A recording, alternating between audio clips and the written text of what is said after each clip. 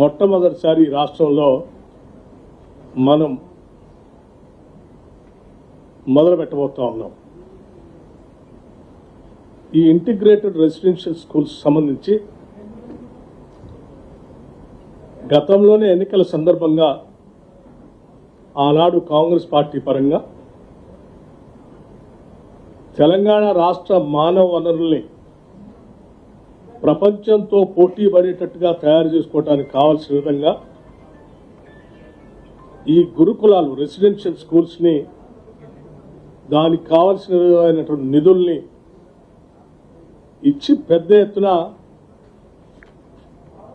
విద్య పైన మేము దృష్టి పెడతామని చాలా స్పష్టంగా చెప్పాం.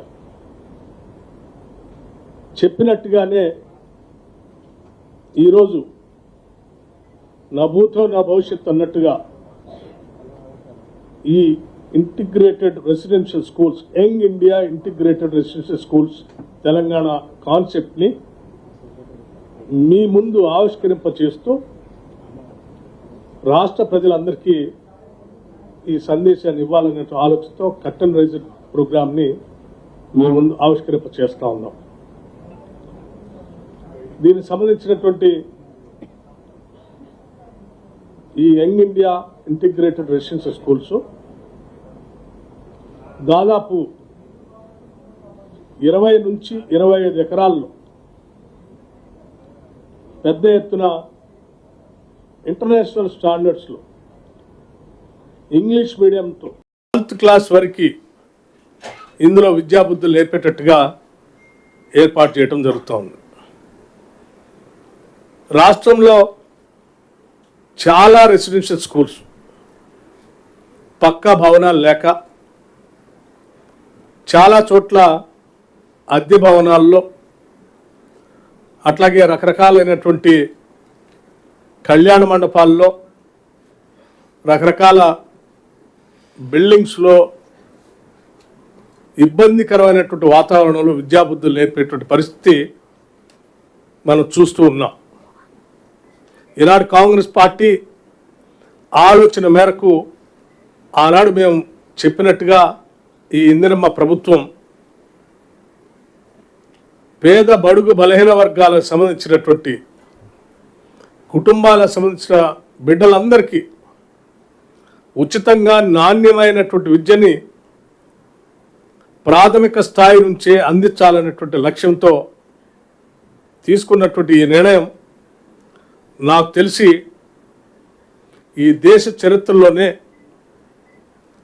తెలంగాణ రాష్ట్రానికి వచ్చి అసలు రెసిడెన్షియల్ స్కూల్స్ అంటే ఇట్లా ఉంటాయా, ఇలా కూడా కట్టవచ్చా, ఇంత అద్భుతంగా చేయొచ్చా అని తెలంగాణ మొత్తం ఆకర్షించేటట్టుగా ఈ కార్యక్రమాన్ని చేపట్టి ముందుకు పోతా ఉన్నాం.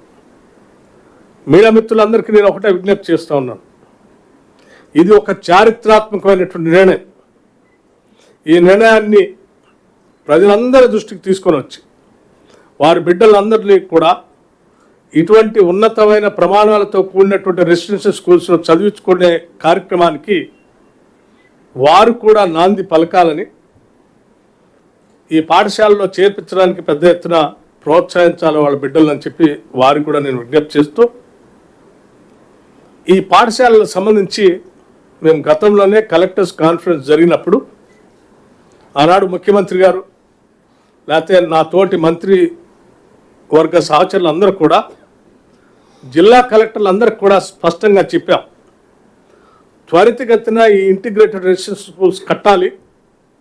20 నుంచి 25 ఎకరాలు ఆయా శాసనసభ నియోజకవర్గాల్లో సాధ్యమైనంత మేరకు స్థలాల్ని సేకరించి తొందరగా పంపిస్తే మేము ఈ సంవత్సరమే దాదాపు అన్ని శాసనసభ నియోజకవర్గాల్లో అట్లీస్ట్ ప్రతి శాసనసభ నియోజకవర్గానికి ఒక ఇంటిగ్రేటెడ్ రెసిడెన్షియల్ స్కూల్ని కట్టాలని, అంతిమంగా ఇంకా పెద్ద ఎత్తున సంఖ్య పెంచుకుంటూ పోవాలనే ఆలోచనతో మేము వారందరికి కూడా ఆ రోజు స్పష్టంగా చెప్పడం జరిగింది.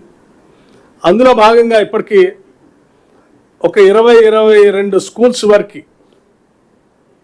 ఆయా స్థలాలు సేకరించి ఆ స్థలాలకు సంబంధించినటువంటి లెవెల్స్తో సహా సమాచారాన్ని పంపించినటువంటి ఆయా శాసనసభ నియోజకవర్గాల్లో